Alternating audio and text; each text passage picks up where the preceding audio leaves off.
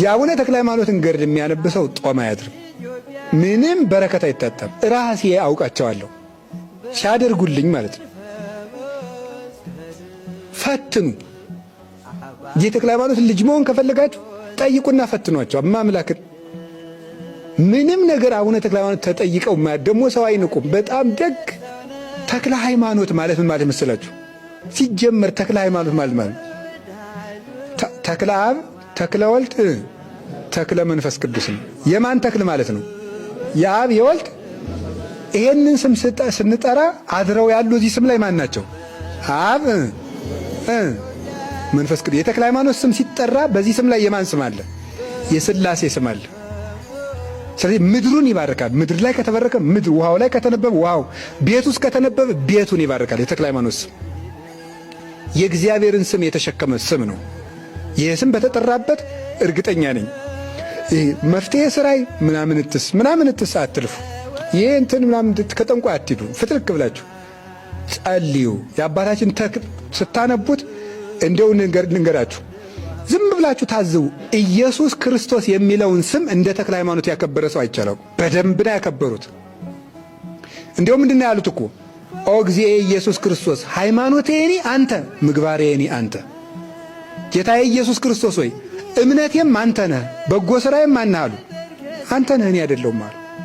እምነቴም አንተ ነህ፣ በጎ ሥራዬም አንተ ነህ። እንደ አባ ተክለ ሃይማኖት አቡነ ጌታችን ኢየሱስ ክርስቶስ የሚለውን ስም ይጠራል? የለም። ሙት አገኙ፣ አልዓዛርን ያስነሳው ጌታ ኢየሱስ ክርስቶስ ነው፣ አንሳው። ውሃውን ጠጅ ያደረከው ጌታ ኢየሱስ ክርስቶስ ነው፣ ውሃ ስጥ። በጌታዬ በኢየሱስ ክርስቶስ ስም አንተ ጋኔን ውጣ። የክርስቶስን ስም ተሸክመው የዞሩ አባት ናቸው። እና የተክለ ሃይማኖትን ገድል ብታነቡ፣ እቤታችሁ ብታነቡ፣ እያንዳንዳችሁ ሁላችሁ ብታነቡት በረከት ታገኛላችሁ። ከዛሬ ጀምራችሁ ማለት ነው። ከዛሬ ጀምራችሁ አንብቡት። እንዲያውም አንዱ ምን አደረገ ይባላል፣ እስቲ የተክለ ሃይማኖት ገዳም ውስጥ ረሃብ የለም ተብሏልና እስቲ ለያቸው ብሎ ጫካ ውስጥ ሄደና እንጀራ ከዚህ ካመጡ እናያለን ብሎ ጫካ ውስጥ ሄዳሉ።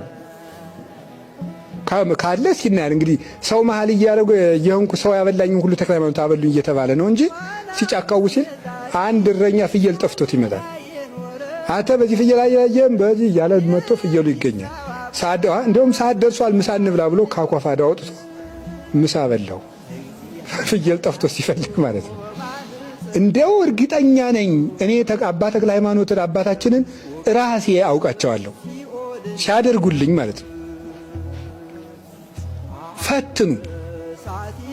ይሄ ሁሉ ቅድስና እያላቸው 99 ዓመት በሙሉ ከክርስቶስ ውጭ አፋቸው ሌላ ጠርቶ የማያውቅ እንደ ኤልያስ ለእግዚአብሔር አምልኮት ሲቀኑ የነበሩ፣ እንደ ጳውሎስ በቅናት የሚሰብኩ፣ እንደ ነቢያት በትንቢት የሚቃጠሉ፣ እንደ ባይታውያን ዘግተው የሚጋደሉ አቡነ ተክለ ሃይማኖት እንደ መላእክት የሚያመሰግኑ እሳቸው ተጠርተው የሚያሸንፈን ነገር የለም።